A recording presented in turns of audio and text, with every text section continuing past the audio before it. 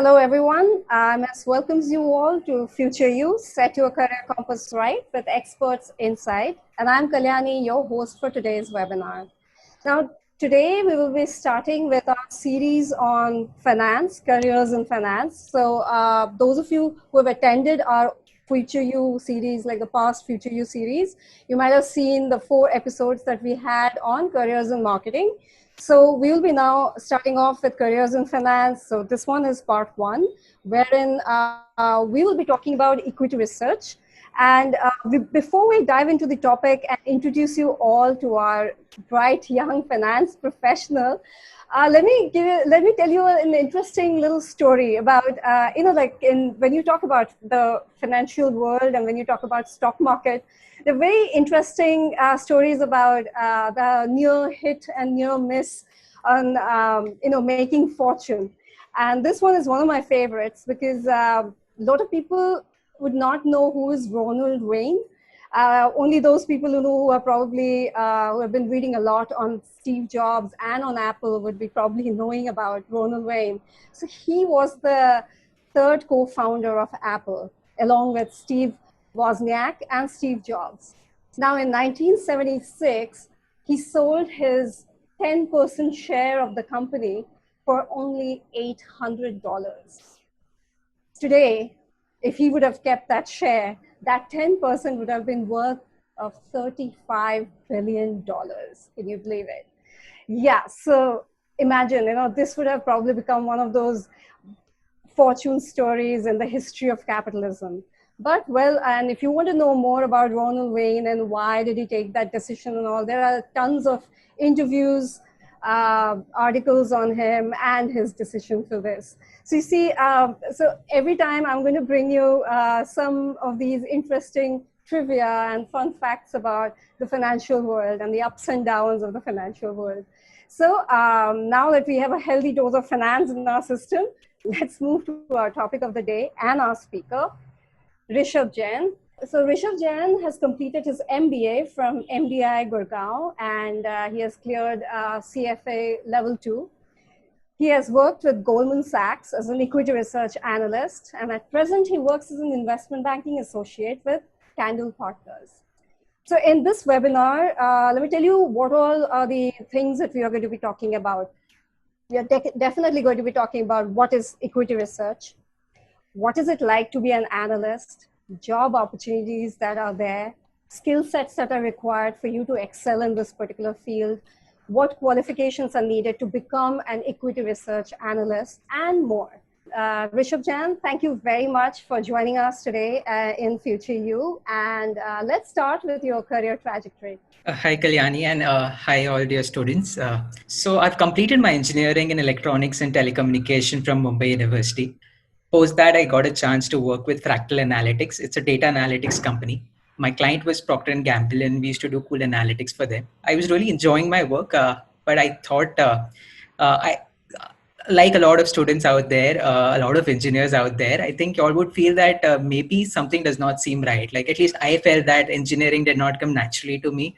I was enjoying analytics, but again, I felt that it's not something that's driving me or something that I'm actually enjoying. So I thought, and to give you some background, my dad is a chartered accountant. My brother was pursuing CA. Everyone in my family is from commerce background. I was the first person to take up science. So I thought, let's try to see if I fit in finance and what it is like. So I did some research and saw that CFA is a good starting point. And I talked to a few people and then thought, let's enroll for it. What will happen? What's there to lose? You're learning something. I enrolled for CFA. And I really enjoyed the CFA level 1 curriculum. I really liked it. I thought it was coming very naturally to me. I was enjoying it. And I had peers around me to discuss it. So basis that, I continued my job and I completed my CFA level 1. I completed my CFA level 2. And I realized by that time that it's time to move away from what I was doing and get into finance. Now, the next big question is, how do you get into big bulge bracket companies? How do you make a mark? Like an engineer, just CFA will not get you a job opportunity that you're looking for. So meanwhile, I had started prepping for MBA as well. I gave my CAT. Luckily, I got 98.86 percentile. Had some offers from MDI, the newer IIMs. My 10, 12 score were not that great, so did not get those top four IIMs. I was fortunate enough to get MDI, and I thought nothing like it. And I was just discussing with people, and there was this Professor Sanjay Bakshi, like even before I had joined, and everyone, whenever I would talk about MDI, the first name that, and finance, the first name that would pop up would be Professor Sanjay Bakshi. He teaches behavioral finance, and I did some research, and that also got me interested about the college and other things. And I enrolled, and I decided to take admission in MDI. Again, at MDI, I knew I wanted to do finance by then. I really worked hard in the first couple of months and got an opportunity to do my internship at Goldman Sachs in the equity research space. I was lucky enough to get the opportunity to work full time at Goldman Sachs. They were kind enough to hand me that offer. I decided to join Goldman Sachs. That was my dream company, and I'm sure a lot of you all listening to this conversation, like if you want to do finance, then that has to be your dream company. Like, who would not want to be working at Goldman Sachs? I was fortunate enough, got a chance.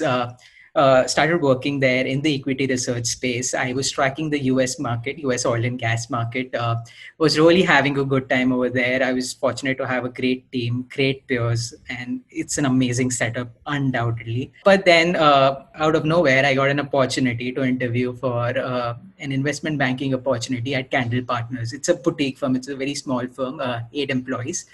And I thought, let's just go ahead with it. A smaller firm, great opportunities, great working exposure, more front-end. Equity research at Goldman was kind of a mid-office role. This was a more front-end role, and I took that gamble. It's been almost a year now working with Candle Partners now, and it's been a great journey so far. So that's my progression so far. So can you first define to all of us what exactly is equity research, so that at least they know what is equity research and what are the other the other areas within finance. Yeah. Sure. So basically, equity research, if I have to define layman term, everyone has seen the stock market. Stock price is going up, down. So as an equity research analyst, you're advising your clients whether a stock, is it a good time to buy the stock or a good time to sell the stock. So basically what we do is we try to find the intrinsic value of the company. And suppose if a stock is trading at, say, rupees 80 today, and we feel a year or 6 months down the line that the stock price would be, say, 160 rupees. So we see there is an upside. So we recommend our clients whether to buy or sell a particular stock. Now, so that is in short, basically you are advising your clients whether it's a good time to purchase a particular stock or sell a particular stock. That is the fundamental job of an equity research analyst.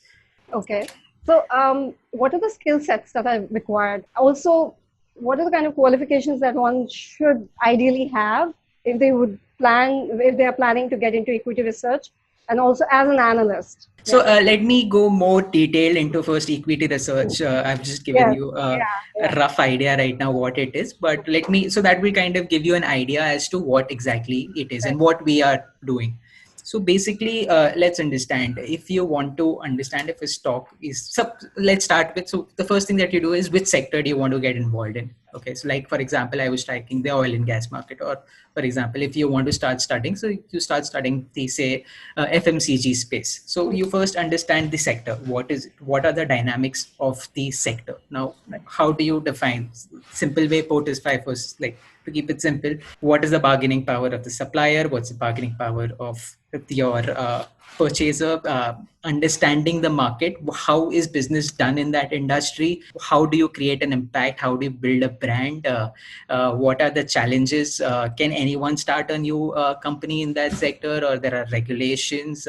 Understanding different dynamics of the market. So that's the starting point of understanding. You should have a grip of the sector. Right. Now, going from the sector, you then deep down to the company. Now you try to understand how the company is being run. What are the things? What are its strong advantage points?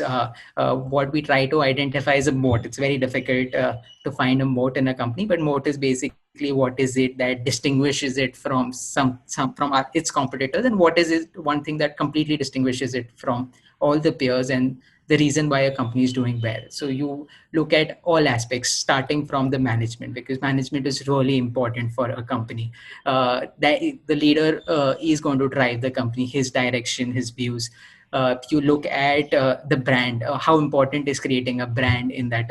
What's the customer pull like? Are you pushing the product? Are you pulling the product? If it's service, then what is your what is the distinct advantage that your company provides? Is it cost? Is it a low cost service provider? Is it a high cost service provider? It distinguishes itself in terms of its quality, or it builds revenue in terms of its quantity. So there are a lot of aspects that you look at it. You look at the competitors. How are they doing? How are you doing compared versus how's your operation? How are your operational efficiencies? How are you driving cost low? So the reason why I'm telling all that is to give you an idea that very important for someone, an equity research analyst, to understand one, the business, understand. So there are a lot of data points. There'll be like 15, 20, like there'll be crazy amount of data points. And it's the most important thing for an equity research analyst is being able to, so you have all the data points, you analyze the data, you look at 20 different things, and then try to kind of correlate, understand what's the impact going to be of one thing on another, and try to find what the future looks like for that company. It's only then you would be able to kind of derive whether it's a good stock buy or a sell. So in terms of what are the skill sets required, obviously finance, you have to know the basic, you have to know the accounts and other things, and that's given. And everyone would know that. So right now you'll be feeling that is the most important aspect, but let's understand, if you study finance for 2 years, naturally everyone's going to know it, and you might be slightly better or weaker against someone in terms of technical aspects, but you have Google. So that's not going to be the differentiation point that makes you a good analyst. What will make you a good analyst is basically you being able to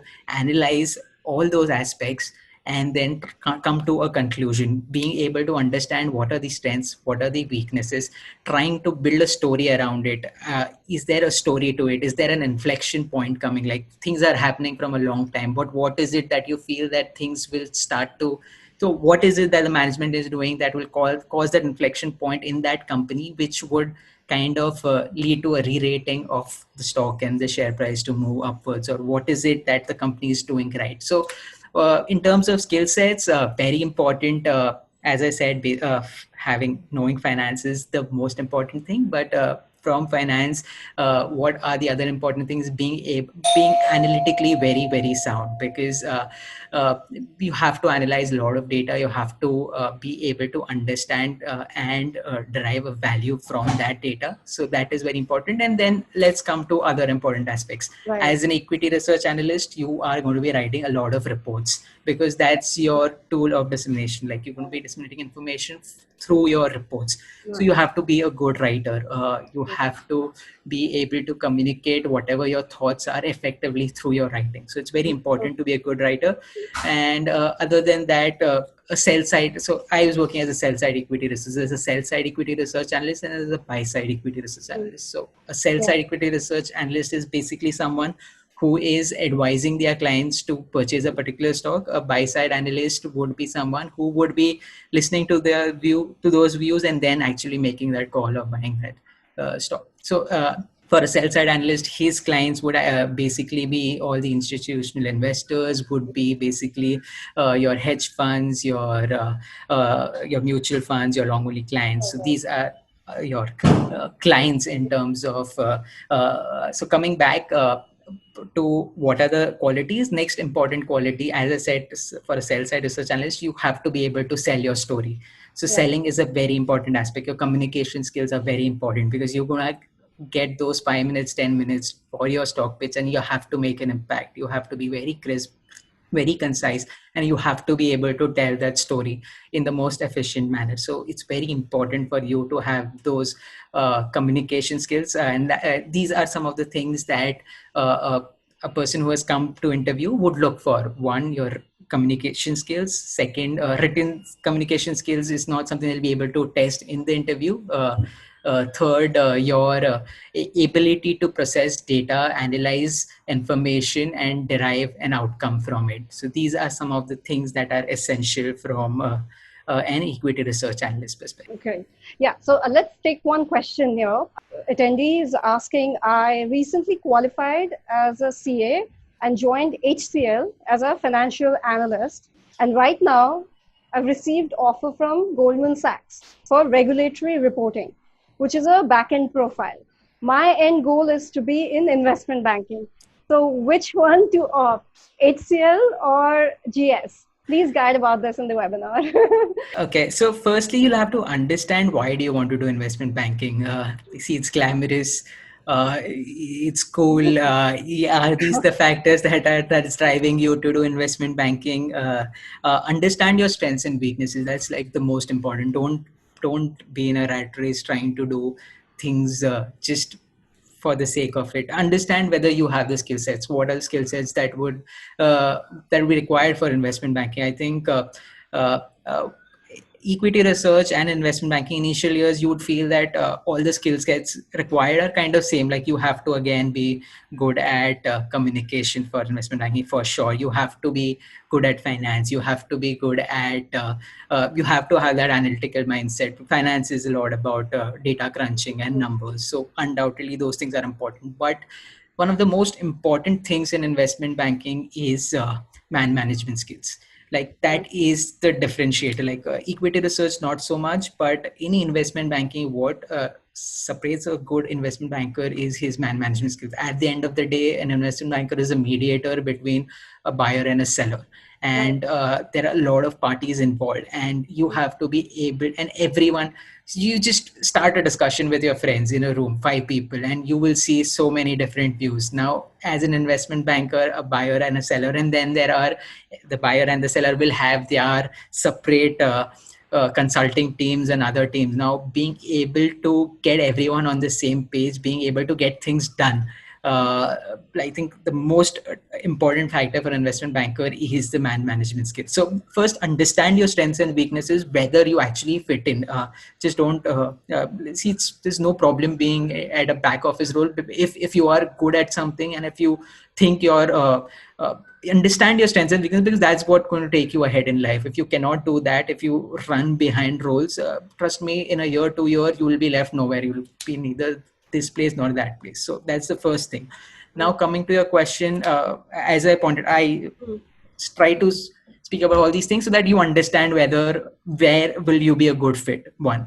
Secondly, now one is Goldman, one is HCL. Goldman, the brand name, when you say Goldman, trust me, you get a different response from anyone. Like even today, if I'm meeting anyone, if I say I'm working at Candle and I was at Goldman, the first question is like, why did you leave Goldman? That's like the dream company. So yeah, it's a brand will matter, but will matter only in terms of society, not in terms like, see, they'll be they are very good payers. So if pay is something that is driving you, at the end of the day, you are there to make money. If it's the brand, the recognition that you get in the society, irrespective of whichever field you're working, your uncle, aunties do not know what exactly is investment banking, equity research, or regulatory. They just know that you're working at Goldman. They'll be like, he's from Goldman. Just like we get from IIMs, irrespective of whichever IIM you are. Like nobody knows MDI. Everyone knows IIM, and they're not that recognized. But you have to understand, life is not about that. Life is about what you want to do. Now, again, if you feel that investment banking kind of fits the role for you, I would advise for you to start again looking. Start like you can join, say, Goldman or HCL, whichever you want. At the end of the day, HCL, again, you said it's a financial analyst role. I'm not sure exactly what exactly is a financial analyst, but considering both roles are kind of at the end of the day. So one is kind of a corporate office role, corporate finance role at HCL, and this is more, I think, a tax CA perspective, CA kind of role at Goldman. So both are, to be honest, not your pathway to investment banking. Both will not lead you to investment banking, to be honest. It's difficult to get into investment banking through, even for that matter, equity research. Like switching from an equity research to investment banking is difficult. Considering these two, both are not the best direction. But currently, if you have only these two opportunities, see what is it that drives you, where you'll be more comfortable, what is more exciting in terms of learning. Accordingly, take a job. But what I would advise you to do separately is one, start applying, start looking for firms which might be smaller, but say HCL and Goldman are big names. But if you go across and see, there are a lot of smaller firms which might give you that opportunity. uh, uh, so keep looking. More importantly, if you want to get into investment banking, I think in a bulge bracket, you have to do an MBA. It's in India, it's not possible to get into a Goldman, JP Morgan, or any of the big names, into any, be it equity research, be it investment banking, any core profile. You have to do an MBA. That's the state of affairs, how it is currently. If you do not want to do that, then the only way is you find a company where you're doing investment banking. You start in a smaller company, you make your way up, you show that you have the skill set. Having 3-4 years of front end IB experience will open up doors for you to get in. Maybe again, not a surety that you will get a chance to work with a big bank, but at least it will open up some doors. But at the end of the day, MBA is a must. So I would rather, I'll tell you, my advice will be, looking at how things are, maybe join Goldman for the time being, because that's a good brand value to have on your CV. And at the same time, prepare for your CAT, give your CAT, get a good B school. Very critical for you to get onto that path of investment banking. For equity research, now that you were talking about how MBA is so important for whether you're getting into equity research or for investment banking, but how important is CFA for equity research? How India functions is very different from how things work around the world. India is very unique in a lot of things. People doing MBA without work experience, that's what works in India. Right, Abroad, that will not work. Same thing goes with CFA. Like abroad, if you have a CFA, there is some credibility, and it is people like that, like having a CFA. That doesn't mean that at Goldman every analyst is a CFA. I don't think more than 50, like only 50% of the analysts, or less than 50% would be chartered holders for that. Not even 50, I think around 30%. So it's not an essential thing. But to answer your question, no, it is not important, but definitely it will add value. And if you're an engineer with no background, how do you prove a Goldman that you belong here, or that you're interested in finance? So CFA kind of gives that cushion. But again, trust me, so with me, there were 4 other people who were selected for Goldman. Uh, 2 of them were engineers, and none of them had CFA or anything for that matter. So it did not matter at all whether you did CFA, you did not do CFA. But yeah, what would matter? So there are 2 things. So let's understand from an employer perspective, what are the things? Either you have a brilliant profile, like amazing 10 score, amazing 12 score, you've done your engineering, BCom, or whatever from one of the best colleges in India, like a really good college, and then no work experience, still fine. You have proved that you're a performer all across, so you will get a shortlist. Now, if you don't have all of these, like I did not have all of these, so for me, I needed that extra cushioning. So CFA kind of helped me get that interview call. And even if you don't have all of these things, still there are a lot of ways how you can, because if I were a student, like that's the first thing that comes to my mind. Engineering, how do I move from engineering to finance, having no background? In fact, in our attendees, there are a lot of mechanical engineers. For some reason, there are like tons of mechanical engineers, and they're all asking the same question, like, okay, we want to shift, we want to get into finance. How do we get into it? Do we even? So, I mean, so even if they are, say, most of the CAT takers are engineers. Yes. So the thing is, Is there something, if they have already decided that they want to take up finance, they want to pursue finance, so is there something like between, the time between joining the B school and once, they know that, okay, yeah, they have already got the admit to so and so B schools. Is there, are there courses and all that they should do so that, they're ready for finance and they shouldn't be surprised that, oh, what is that and what is this and everything? So again, a couple of things. So there are so at what starting point you are, like as you mentioned, suppose someone is planning to do an MBA say 2 years down the line, or like 1 year down the line, or like he feels he has the bandwidth to work and at the same time do something additional. Then he can do CFA, he can do FRM. There are alternate investment fund courses, but I would recommend either CFA or FRM, provided he has the bandwidth. Like the first target should be CAT, nothing else. That's the only doorway to all of this CF and all that. Every second guy is doing that, and it will not add a lot of value. It will add value in terms of education, in terms of knowledge, but end goals, CAT definitely the priority. But if you have time, like for example, if you look at how I started, like I did my engineering, I started working at Fractal and immediately I enrolled myself for CFA because I thought I had the bandwidth. And do not sacrifice your work. You have to be good performer over there. It would matter. You would not realize it now, but it would matter. Those relations, everything would matter. So that is one way. Now there'll be a lot of students who are planning to give CAT this year, say in November, sometime in November. So what do they do? To not think about all this, focus in CAT. And post CAT, you have sufficient time. Okay, so start reading up on finance. Start, like you can just take CFA level 1 curriculum and you don't have to enroll for it. You can just start preparing for it and understand the basics of finance, and that will matter. How that will matter, I come to. So the next important thing that so whenever somebody goes for an interview, how do you get those shortlists? So you'll not realize the importance of getting those shortlists right now. There'll come a time, but the reason I'm trying to tell all this is so that you kind of get ready and create a base whenever possible. So next important thing is every B school has these committees. So for example, MDI has this committee called Unnati. It is India's first student-run mutual fund. It has an NAV of I don't remember the number, but I think around 10 lakhs. So students are managing more than 10 lakh rupees. Don't quote me over here. I don't remember the numbers. It's 2-3 years back now. More than that.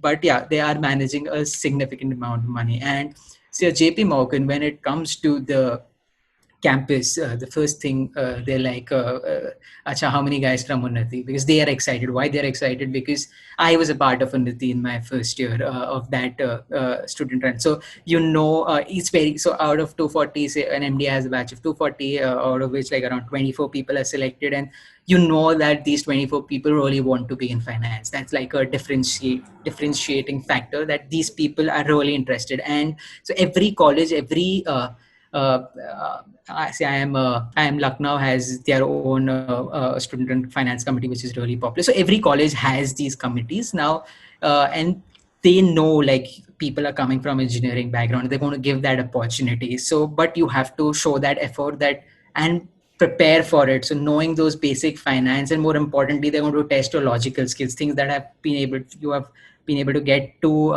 a particular college CAT crack. Those are the things like, are you smart enough? Are you sharp enough to be able to make sense of things? And other than that, are you really interested? So these finance, so as you pointed out, post CAT, suppose you're done with CAT, like in 2 months, you're going to be joining. Once you're done with CAT and you have some time, start reading on finance, start tracking the markets, just seeing what is happening, because those things would kind of create curiosity, and at the same time, it will be building blocks so that when you get into your college and identify those committees that can get you a short list. Like for example, at MDI, for example, Unnati was that one committee. You knew that if you don't have all of these things, if you don't have great acads, if you do not have CFA, and still you want some kind of recognition that you are really passionate about finance, you have to make it to that committee, so that 4-5 months, 3 months in between, prepping up, getting ready so that you at least get selected. So these are some of the things. There'll be a lot of opportunities for you to put that something in your resume to get into finance, but you have to take those opportunities. So depending on how much time you have, if you have time, you can do CFA, FRM. If you do not have time, don't worry. but do. And then there are a lot of courses on Coursera. For example, when I started like how my interest developed in finance, so I did not directly jump into CFA. First, I did a course on Coursera. It was a short course, Introduction to Corporate Financing.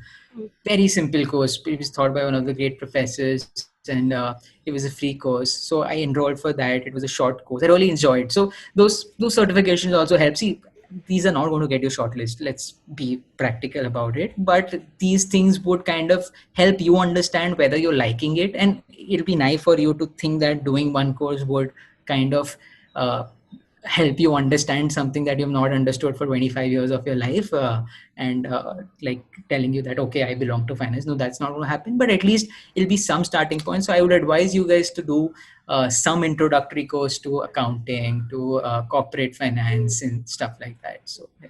So, how different is equity research analyst from risk management analyst? Are there like major differences?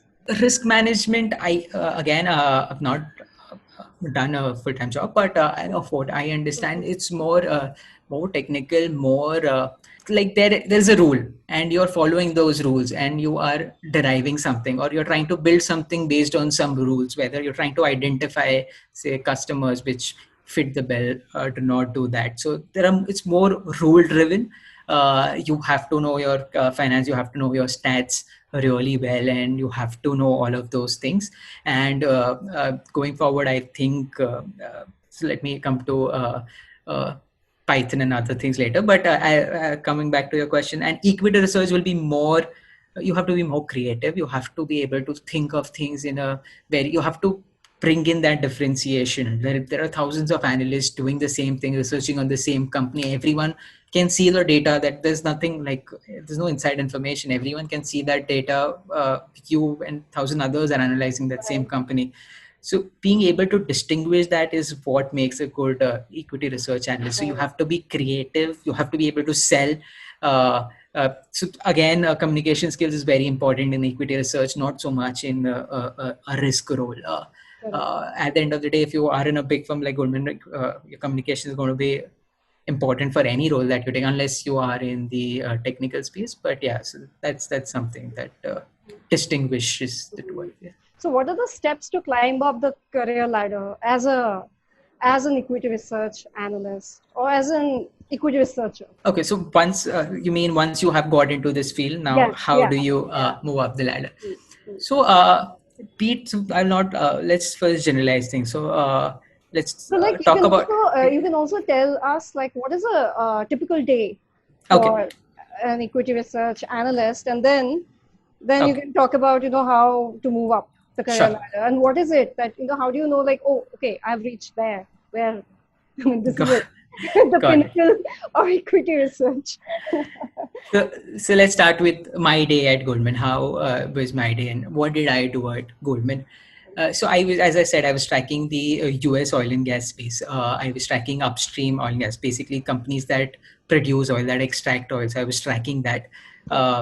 Now let me give you some idea about how did we analyze, or I kept talking about data and how. Yeah. Uh, Yeah, but so what let is me, yeah, it? what is it? So let me give you some idea of what I did at Goldman. So basically, we are tracking companies that extract oil. Okay, so now there are lots of companies. So we were tracking 24 companies, the big names that are doing that oil and gas upstream companies. Now, what we did at Goldman was we knew every company, where did it have its acreage. Acreage basically the land from which is going to be extracting oil across US. So there are different counties, there are different zones. Okay. Now every county, every zone would have the oil that is extracted, the well profile will be very different. How much oil, how much gas, what will be the production in the initial few months, like what will be the production in the next 20 years.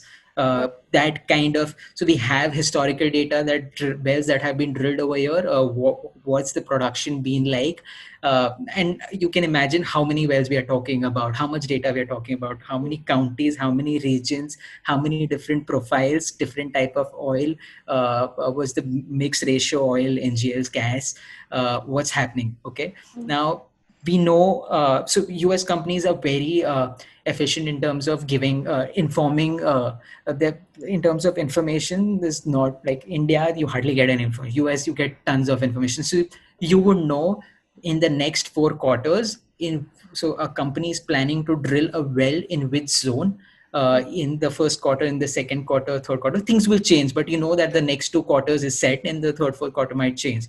So now there are tons of data, and we are trying to find, okay, this company plans to drill these many wells, so what's the oil profile going to be, how much oil they'll be able to extract. Okay, so that gives us an idea of how much oil they'll be able to sell. That's the first point. Now next big point is the price. Now oil prices fluctuate like crazy. As equity research analysts, we did not track the oil prices. That was the part of the commodities team which would kind of forecast the oil prices. But how it's everything is a function of demand and supply, and the supply would be based on our models, our forecast, as because we know how much oil is going to be produced in the next 1 year by these big companies, and then for smaller companies you make an estimation in US. Now the thing that distinguishes Goldman, you have analysts all across the world. So you have somebody tracking oil and gas sector in UK and somewhere else, so everyone would be giving that data, and then they would be deriving based on demand, supply, they'll be driving the price. Now there are a lot of things that go into it. Suppose there's a particular, there was this Permian basin. So all of a sudden, the companies found out that this is truly rich in oil and there's a lot of oil that's coming out, but you do not have pipelines in place for that oil to be distributed elsewhere. So there is a lot of oil, but you cannot get it out. So the prices in that region is going to be really less. So what I'm trying to say is, there are different aspects, there are different metrics that are going into it, and you have to understand every bit of the equation. So just giving you, so when I said data, so this is what I'm talking about. You have to be able to relate those 10 aspects in that business model, in that model of yours. And so generally there are different ways of valuing a company. In oil space, we use the net asset value, basically a DCF, which is generally not used, but this was because it's asset heavy, this was the thing that we use. So now this is some idea of how we track the company in terms of how much money it's going to make and stuff like that. Now my role, what did I do? So as I told you, I was lucky to be a part of a team wherein they did not differentiate between a US analyst and a Bangalore analyst. Okay. We were all treated very equally. So there are 24 companies. We are 4 analysts and an MD. And how the equity research space generally works, there are teams like there are 5-6 people in every team, and that team runs as its own independent entity. It's a startup. The manager has complete freedom of what he wants to do, how he wants to publish report. Nobody's going to tell him, or how he wants to run his franchisee is the way he wants to run it, he will run it. So how we worked was 24 companies, 4 people, everyone was given 6 companies. Now those 6 companies are your babies. Now you have their financial model, anything that's happening with that company, you have to be on top of it. So that your manager is not going to look into every detail. You have to tell him and keep him updated about what's happening. He understands things much better than you do, but if you say one thing, he will be able to understand 10 other things which you might not be able to. So on one side, I have my 6 companies. I have to see to it that they're updated regularly and stuff like that. So that's one aspect of my role. Okay. Now the next aspect of my role is the sector reports. See, at the end of the day, if someone's looking at a company, they're looking at that sector and they want to understand what's happening in the sector, but what are the factors driving that. Right. So we are generally working a lot of sector reports. So we would know that in 20 days we have to come out with this report. So we'll be doing a lot of analysis around that. So a part of my time would be like, I'll be given a theme or something to work on. So that so if I have to work on, so there'll be a particular theme or a part of a report that my manager would assign me, that this is your responsibility, and get this, analyze this data and have the writing in place. And I've had the complete freedom in terms of, I was writing, I was building models, I was doing everything, whatever is expected right from day one. Like generally people do not get opportunity. People start writing only after 6-7 months, but I had that opportunity luckily. Mm-hmm. So now that was a part of my role. Now the other part of the role is basically at the end of the day, the clients, they are also analyzing, they're also seeing, they are also tracking the markets. Now you might have your opinion, but they'll have separate opinion. They would come back with a lot of questions around, or they would want certain analysis to be done, certain things, answers to certain questions. So they will keep writing, or something you wrote in the report, so they would question you, they would come back with a lot of questions. So you would never know what's the next day looking like. Randomly there'll be a mail from client, and he would want, and he's your tier one client, so you have to uh, give that priority, and you would end up like, you thought that you'll be working on this report, and morning the first thing you see is a big mail with 20 potential questions, and then like next 2 days you're actually working on that. So that is also something that we used to do. And then every quarter the company releases its reports, basically the earnings. So those 7 to that 1 week or that 2 week when all 24 companies are reporting is generally a nightmare for an analyst, because there are 2-3 companies reporting, and you'll have a pre-earnings report, you'll have a post-earnings report, you'll update your model, and everything has to be done. What is the next step in equity research analyst? As in, how do you, I mean, how, what is the next one? What is the next? Okay, so this was just a rough idea of how my day looked like and what all things I did. So now the next step is basically not from day one you would get to speak to clients. Like, it will take time. The manager has to get some confidence that okay, you'll be able to handle. Plus, you have to be really on top of the company. So basically, the first job is whatever your manager's expectation, you have to fulfill that, all of that. Be on top. Always be creative, do extra from whatever he's saying, try to get those ideas so that he starts liking you. And then the next step would be the client.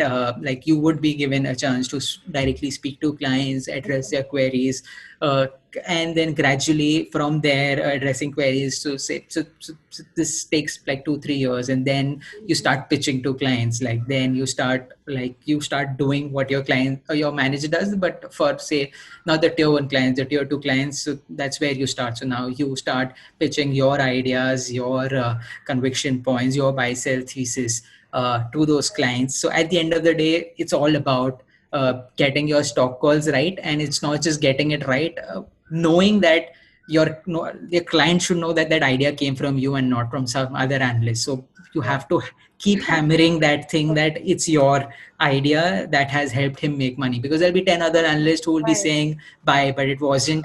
The thesis is important. If it was your thesis, that has to be highlighted. So that is how you build. So basically you go from analyst to associate, and from that, like GS was a very small. So, and then directly there is a VP, then there is MD, and then there is a partner. So it was a very so the thing is it easy to shift from equity research to investment banking? Is it? It's very difficult, to be honest. No, because since you are talking about, like, obviously, you also once you become senior in equity research, you are pitching in and telling the companies, these are the things, these are the stocks and all that. And then the next level would be what, like, so it is kind of, and an investment banker is basically more into mergers. And so isn't it like easier for, like, you have already studied how to understand, I mean, you studied the pattern, how to understand the market, the stocks, and now you move to investment banking and you merge, you're more into the front line. I also thought all of that when I was in equity research. It's only when you come in investment banking you realize that all of the things very different, are not that important. Like, anyone can do all of, like, not anyone, but having that idea, or what distinguishes an investment banker is his management skills, and you're not being trained for that in equity research. You're not handling 10 different parties. You're not trying to understand what your client is thinking. Equity research is not about trying to manage people. It's trying to just get that stock call right. That's it. If you can do that, and if you can with conviction sell that story, that's it, your job is done.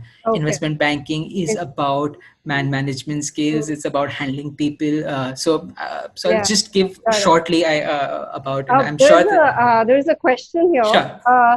How to get into GS? So basically, he's asking in a placement, if you have Goldman Sachs for the placements, what was the process of hiring? As in, is there any? So basically, he's asking for tips to to to to to to sit for to the interview and to impress them. Is there like maybe too two early, too things? early, but still I will just give you, I'll walk. Let me tell you my story that will Yeah, yeah, uh, that's what he's actually asking. As in, what did you yes. do? So the first thing is getting a shortlist. You'll Yeah. realize the importance of getting shortlist. It's different, difficult. You don't know. People say they keep they keep a jar and then they throw papers, whichever thing falls in that jar. They are because it's very, you cannot like, if you see the type of people they shortlist, there'll be no correlation. Like you be Okay. thinking, how did I get? How did he did not get? Or something. Okay. So So that's Goodman one was thing. different. That's Okay. one thing that is not in your control. So for that you have to uh, you have to, like, I believe in secret. So now I'm giving some random things. Rhonda Byron. So basically, if you want something, like really imagine that thing, and that will happen, and that has worked for me. Like before, Manifestation of some kind. and that has worked for me. Okay. To be Okay. honest, like before MDI, I knew like I want to get into Goldman. I don't care which Ah, profile, whatever. Goldman is my thing. That's it. Like the first time I looked at placement brochure of MDI, it was Goldman. That's it. I but want to that be tip here. might not help her. Yeah, exactly. So but that kind of plays a role in getting a shortlist, because I did not get a JP Morgan IBT shortlist. I got a Goldman shortlist. I'm just trying to build the seeds of things that are not in your control. Now things that are in your control. So once you have a shortlist, so there are interviews, things happen. Like it's a very, so which early morning 5 a.m. the company would be there. There'll be like the top, because these are day negative, like the first companies. So whichever are the top companies, like top to name, JP Morgan, Goldman, sitting right there. They're calling people at 5 a.m. They know everyone's like, if the best, the cream is going to be in this lot, is what they feel.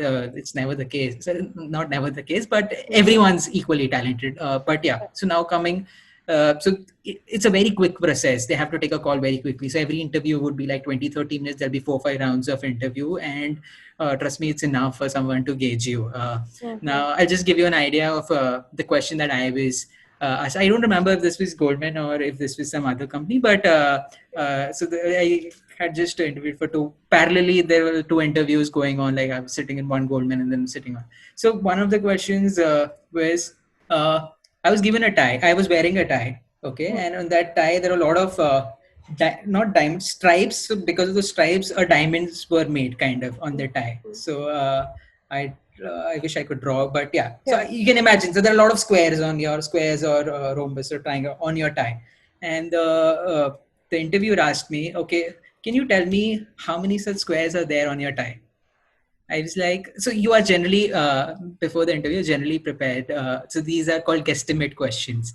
So you have an idea. This is not that, okay, shit, what is he just asked? You know that something random is going to come up in such an interview. Now, how I went about answering, it really surprised me as well, because I was like, wow, what kind of answer, what an amazing answer I ended up giving. So I'll just tell you. So basically, I drew the tie. Okay. So you just draw the tie. Okay. And then the center part, it's a big rectangle. Okay. So Yeah. there is a rectangle. Okay. And then there are two right angle triangles. Okay. And below there is one more triangle.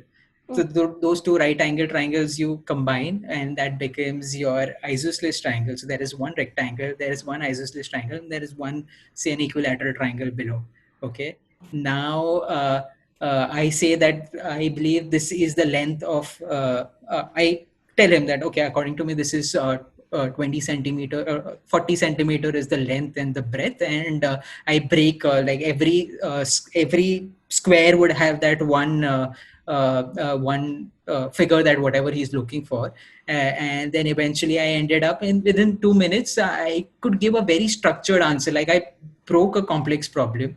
I broke it down into simple geometries, and in a very simplistic way. And I knew that, like, I would, if I knew the length and breadth, I am sure that my answer is going to be 95% accurate. And so that's how you end up answering such questions. So just to give you an idea, so guesstimate questions.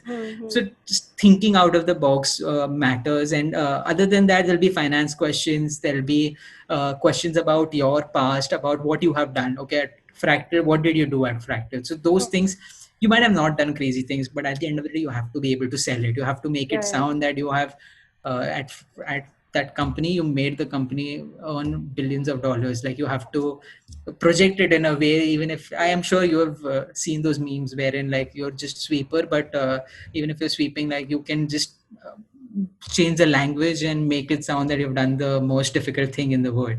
So at the end of the day, you have to prepare like everything. That'll be a process. You'll be creating your resume. Like there'll be 2-3 weeks you'll be just working on your resume. You'll be having a lot of interviews and sessions, so you'll be prepared for all of that. But that's just to give you an idea. Like there'll be random questions like the one that I just told you, and then there'll be questions on what's happening in the world, what are your interests. At the end of the day, in that interview, they this is my personal opinion, they look for attitude. They look for if someone's willing to take that ownership. They look for, will he be able to learn. See, you do not, they know that you learned finance only for 2 months. They do not care whether you know finance, because they know anyone can learn that. You have reached this stage means you have sharp skills that you will pick up these things. But they're not they'll just do a sanity check. Okay, you know basics, and that's not the, because they know that you will be able to pick it up. What they are trying to find is, are you a good fit for the company? Do you imbibe their values?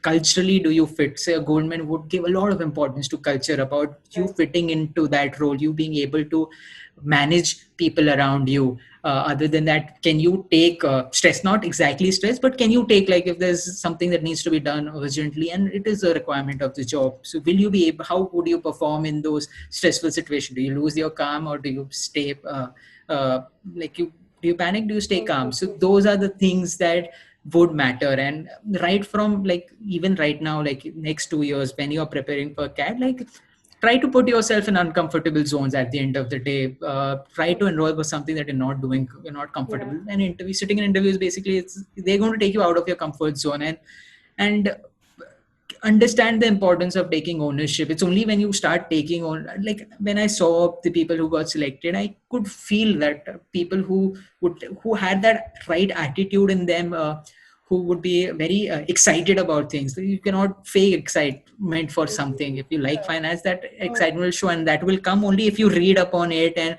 you actually start taking interest, you discuss it with people. So those things would reflect. So at this stage, I would say whatever you want to do, and be open. Like, do not engineer. A lot of engineers think, okay, I'm an engineer, I'm going to be good with quant, and that's why I think finance and quant, and I would make a great career, and think of that. So I also thought that way. But it's not necessary. Like, you be open. At the end of the day, you might be really good at marketing. See, some profile like sales, okay, that might be difficult, but get into marketing, maybe sales is important. But what I'm trying to say is, be open.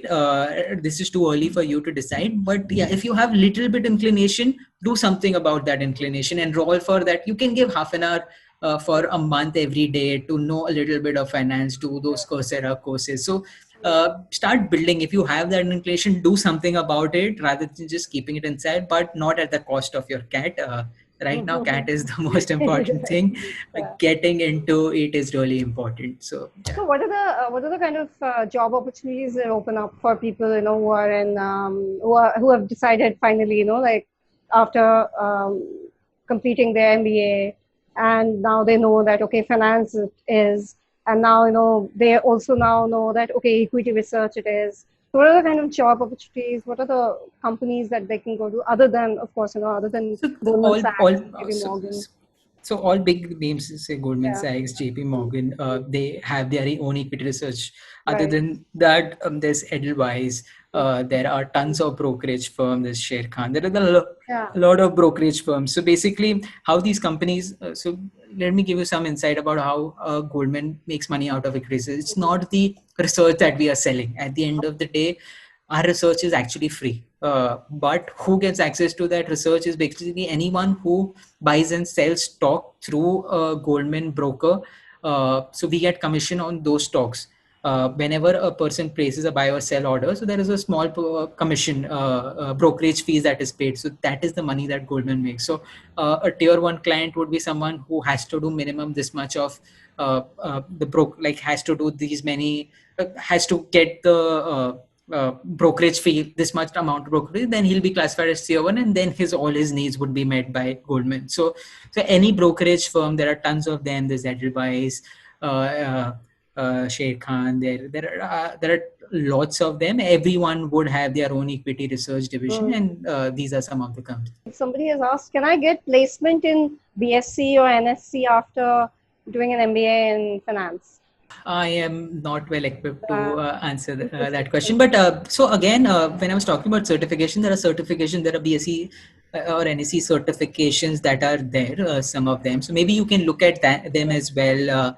And I think you'll get that answer in I think you can visit the websites for BSc and NSC. Yes. They have all those information in that. Like, okay, that's... what are the different types of role in finance? I think you've kind of covered it already. Yeah, some books you would like to suggest. You've been talking about like a lot of reading and this and that. So yeah, so I would definitely say that, I mean, yes, books can definitely, kind of inspire you to get into finance, maybe, Okay, so I don't know about finance, but okay, now this conversation is going to get slightly boring. The kind of books I read is kind of self-help. Like at least initially, I used to read a lot of self-help books, thanks to my dad. But one book that is always that I try to stick by is 7 Habits of Highly Effective People by Stephen Covey. I think if you are an avid reader and if you're going to write anywhere that reading is your hobby or something, I would advise you to just read this book. Every interviewer loves this book. And not just because of that, the skill sets, the 7 habits kind of, you get a different perspective about life, about being able to excel in all aspects of life. So that is in terms of reading nonfiction. So 7 Habits of Highly Effective People. But other than that, if you're interested in finance and books, so there's this amazing book. I cannot remember. I've read that. So it's on Nabisco. Just type Nabisco, type mergers and acquisition. It lays the foundation of leveraged buyouts. I'm sure one of the participants might have already. That's it. Barbarians at the Gate. That's the book. I think you want to get started or if you want to read something about these kind of industries, Barbarian at the Gate, like one of the amazing books that you can read. That would give you some flavor, but things don't work that way anymore. That was back in the past where so there were not these many restrictions back then. Now, like for example, in equity research and IBD, there is a firewall. Talking about, so you mentioned that equity research and getting into IBD. So basically a lot of deals in Goldman, whenever a deal is happening, the IBD team would actually reach out to the equity research team. Because at the end of the day, IBD might not be making those efficient models. And these guys, like we have been working on this company for years now, and IBD just comes in randomly one day, ki acha koi deal hai, get some information. So that time the firewall is basically IBD and equity research cannot work together at any point. They cannot share information because if a guy knows that this company is going to be bought or sold, then he can analyze what is the price. Like stock market is going to, before any merger acquisition, the price either rises if you're being acquired, and if you are the person acquiring, then most likely the price will fall. So generally they work in different silos. But coming back, so generally these teams during such mergers and acquisition, the equity research and the IBD team work together. But under supervision, like everything would be recorded, all your communication would be recorded. Just addressing. So yeah, equity research people do work simultaneously, but the skill sets required different. And again, coming back, I don't think I answered that question. It's difficult to move slightly from equity research to IBD. In initial 2 years, you can do, like you get into any company. In the first 2 years, you can, if you have the right contacts, networking, very important. MBA is all about networking. Like if you're going there and if you're sitting and studying the whole day, that's useless. Don't do an MBA. MBA is about networking. Please understand. Very important. Like before you start an MBA, understand what you want to get out of an MBA course. Like one of my cousins told me that. I'm really grateful to him that he told me, because otherwise I would have been lost in that rat race and sitting back and just studying and reading and not being able to develop the things that I have been able to. So yeah, it is very important to network. But again, coming back to the question, in the first 2 years you can make a switch, but once you have been in an industry like in say equity research for 3 years, 4 years, not three, more than like 4 years, 5 years. Post that, it's very difficult for you to move out of equity research. You can move into, so you've been tracking some company, so there's a good chance that you might get into that company as in investor relations, or there are different roles, corporate finance roles, like a company. So some roles, there's a chance that you might move there, or you might move if you're not enjoying it. So investment banking is also really big. There's something called as due diligence, wherein, or model building, because you've become an expert in building models at equity research. So maybe those are some of the opportunities that are there in from equity research. You can move on to these things. Sorry, I might have just gone from one question to I don't know which question. There is one question. It's a very good question actually. Of what you were talking about, a lot about having the skills of analytical skills. But what does it mean to be analytically sound? Could you please elaborate in terms of tangible things we can do towards improving our analytical skills, like everyday sort of most important Excel, most important, like Excel, like any role, first few years of an analyst, you have to be on top of Excel. Luckily I was at Fractal and I was like really doing a lot of data crunching. So first and foremost, like being really sound at Excel, like being able to do things, like knowing all your shortcuts, knowing all the things that you can do in Excel, because you were not going to get like very simple data, like everything will be in row column and you just add, subtract, multiply, and you will not get answers. Your data will be really scattered, it will be random, it will have to process. So all those things, you can save a lot of time if you know Excel. So starting point is Excel. It's a very basic thing, but that's one thing that I would say. Other than that, it's more about logical aspect, the logic part of CAT, like being able to develop that aspect. Just about anything, being able to think logically is important. But to answer your question, one very important thing is Excel. But now just giving you some idea how things are changing and how things are really evolving. So at Goldman, in my last 8 months, I started learning Python. My manager, she made MD this year, and she was totally excited about Python and what are the things we can do. We can automate a lot of things. Our core proficiency is not knowing all of those things, but she understood that, okay, as a Bangalore office, what are the things that we can, how can we differentiate ourselves from the competitors? Everyone is doing what we are doing, but how can we differentiate? And she really started focusing on people, like encourage people to learn a bit of Python and see how you can use that in whatever way possible. There are a lot of cool things that can be done through Python, which cannot be done through Excel. And other than that, a lot of statistics, like depending on which sector you are covering, if statistics is needed, then maybe knowing R or something of that. So these things, like a Goldman, if it's at least today, if it sees a bit of Python engineer, a bit of Python is somewhere in your resume, that will just I'm sure, like today at least it will. Somebody did ask that, like how much can Python help in a career in equity research? Not that. See, let's understand. These are some of the things that you're doing to add additional value. Like I remember one of my colleagues, he had an idea, but as I told you, there's a lot of data, and so he wanted to map everything on a map, and it's difficult to explain right now over here, but just to give you an aspect, he was not proficient at Python, but everyone was discussing Python. Like every week we had this 20-minute gathering, and then wherein everyone talks about their sector, different geography, so everyone is aware what's happening across all markets, because everything is at the end of the day interlinked. So when they were discussing, and then the manager Chaitra, she initiated this whole Python learning project, and then they will say some cool ideas what they implemented. So there is a stats team that generally does that, but they would like come and tell, so that everyone's aware what can be done. So now this guy from equity research, he knew he needs to get something done, and he heard something. Okay, there is something.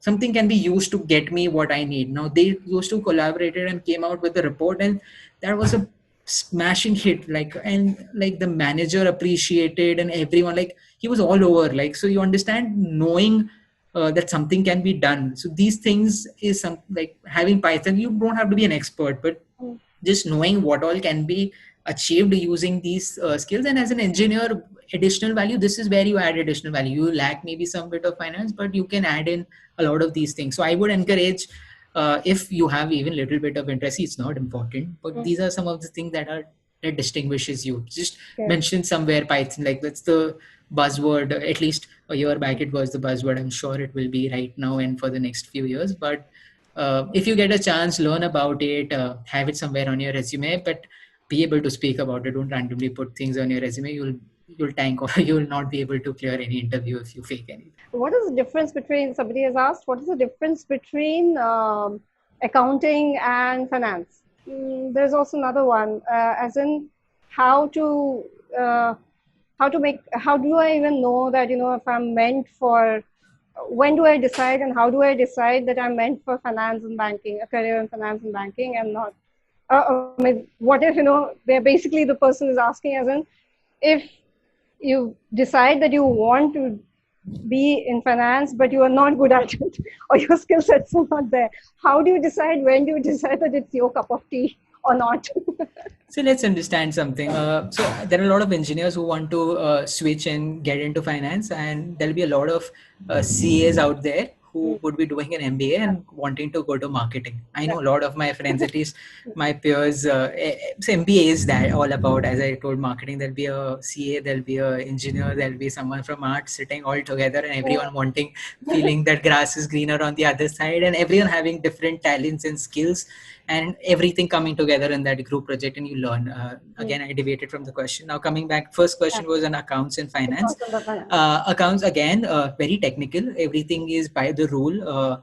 Finance is deriving meaning or giving meaning to it, thinking of it in different terms like ratios and profitability, and giving more deeper meaning to the business. Like an accountant would not look at the business, he should generally do that, but he will not look at, he will just, his prime objective will be like, my balance sheet should tally, nothing else. I don't care, something was 100 rupees, tomorrow it's like 1 lakh rupee that cost. I don't care, 100 se 1 lakh you. That's what account guy would think. An engineer, and not an engineer, a finance guy would be interested to know, okay, what is it that is causing that big change? What are the changes? Why is it happening? Or what is driving my cost higher? Or what is driving my profitability lower? Understanding those aspects is more finance, and that's the difference between accounting and finance per se. And other important thing is, CAs get generally, so all CAs, for all CAs out there, that's a general feeling that they get stuck up on smaller things, like things which might not be important, but things are not tallying, and it's like few thousand rupees here and there, and they will get stuck. I want an answer, and spend hours. As a finance, as an MBA professional, you have to understand that this is not going to make a meaningful. I'm tracking, like, unless something is like in lakhs or say crores, or not crores, but like more than a 5 or 10 lakh, depending on the size, obviously. So being able to understand what to let off and what to focus on. So those are some of the things that's important. That was one question. I think the next question was on banking and finance. Knowing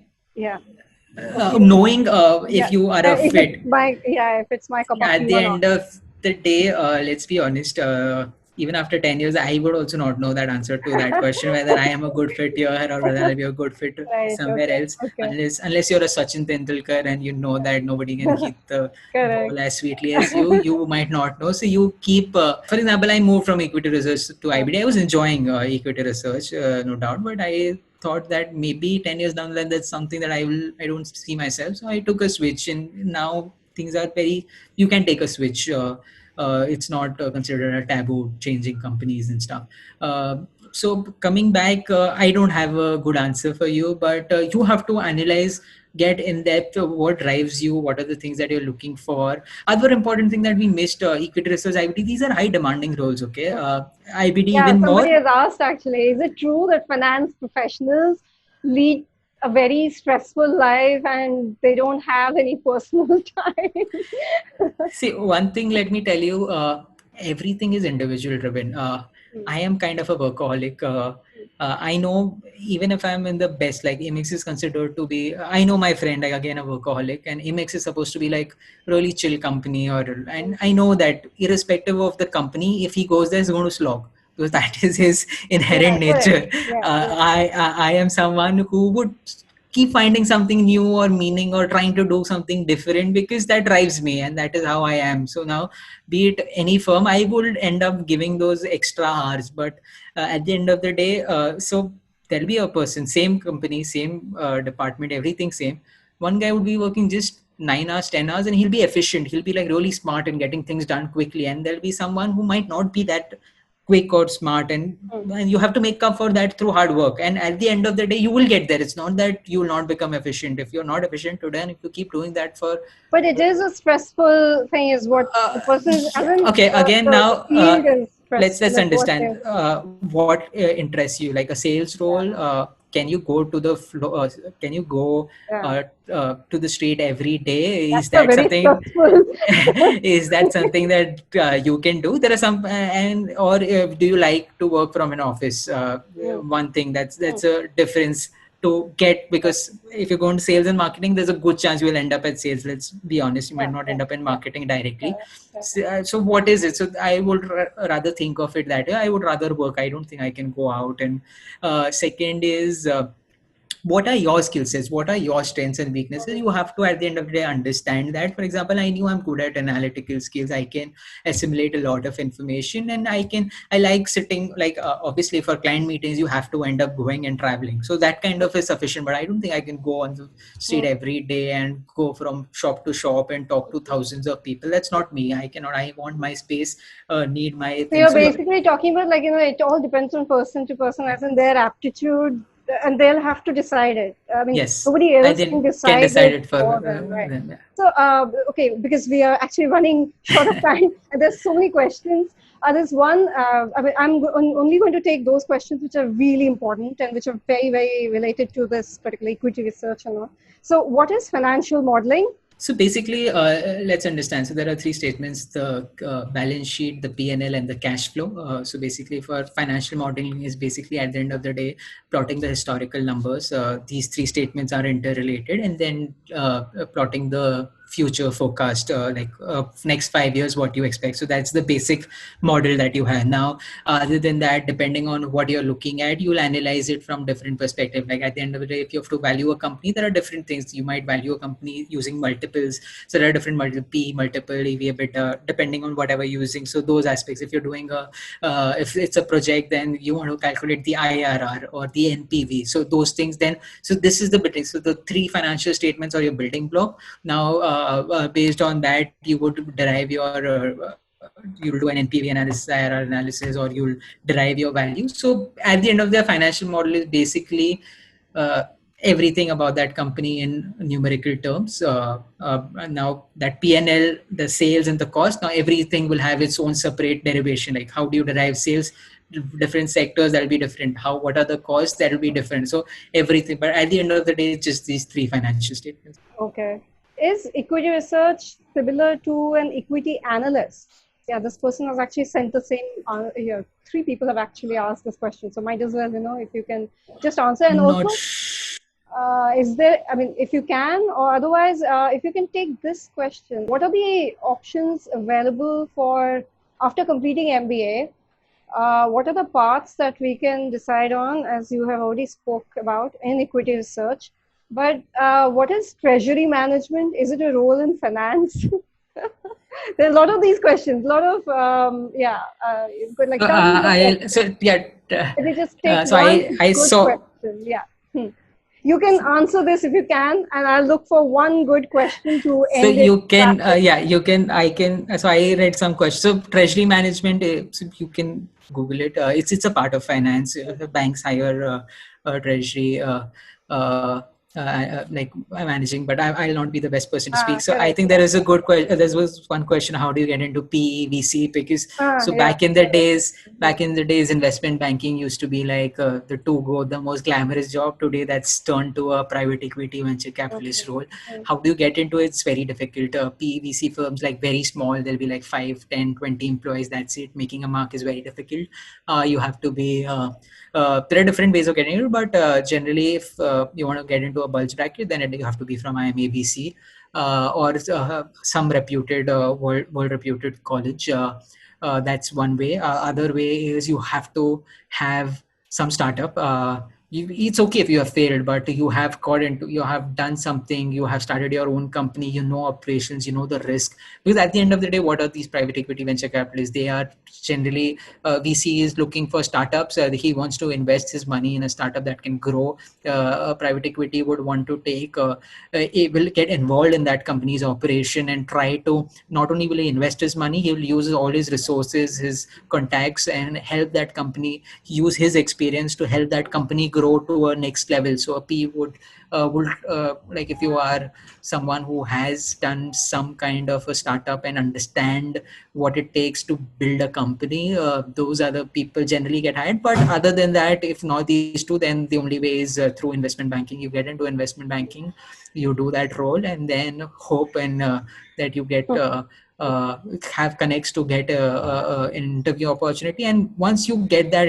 interview opportunity, then it's about you, your aptitude, your skill sets, how you can make the other person. At the end of the day, the person is looking for a good fit and stuff. So then things are in your control. But before that, if you want to get into PEVC, then the best way is through investment banking. Like, that's the ladder. So, what are the 3 skills, or maybe what are the few skill sets that you can just suggest to our attendees that are needed for you to excel in equity research? So I'll change that question. Yeah. I think I would rather change that question to, if, let me know if it's fine. What can students do right now? How can they start tracking stock market? Do you think that is better? Or Skill three? sets, because there are a few questions. Okay, You can can you always repeat your take this question? one. Yeah, you can always take this one as well I've as actually that. answered that question. Basically, yeah. I mean, but then again, it's not very clear for some of Okay, our sure. students. So 3 skill sets. One, good communication skills, very important to get that like convert that interview call. Most important, communication skills. Second would be your interest in finance. You have to know what's happening in the market slightly.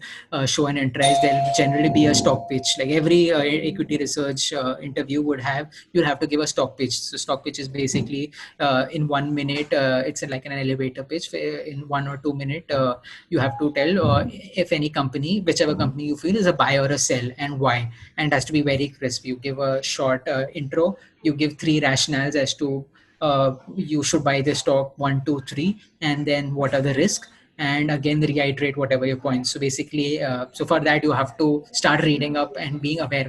The moment you pick that stock and you give that stock pitch, you have to know about that sector in and out, because there'll be questions about that sector, like broadly at a student level.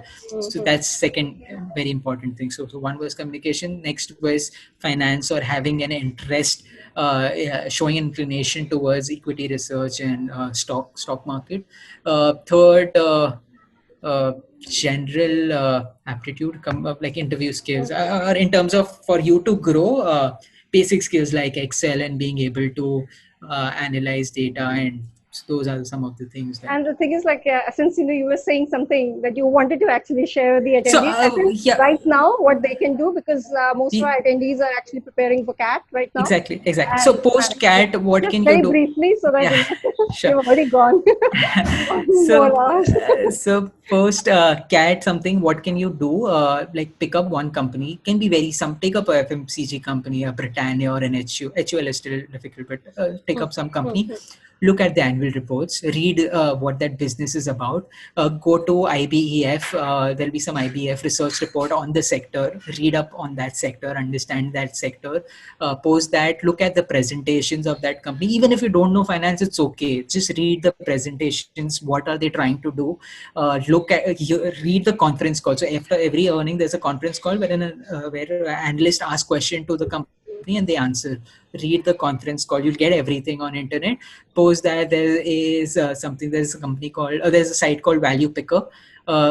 Read about that company on the site Value Picker. There'll be people like me who will be posting what is their opinion, and you'll get 360-degree view. One person will be telling that this company is like a total sell, one person will be telling it's a total buy. So you'll get different ideas, different perspective on what are the important metrics. So these are some of the things that you can do to, like, in the last 2-3 months, at least it will give you a flavor of what it is before you get into an MBA school.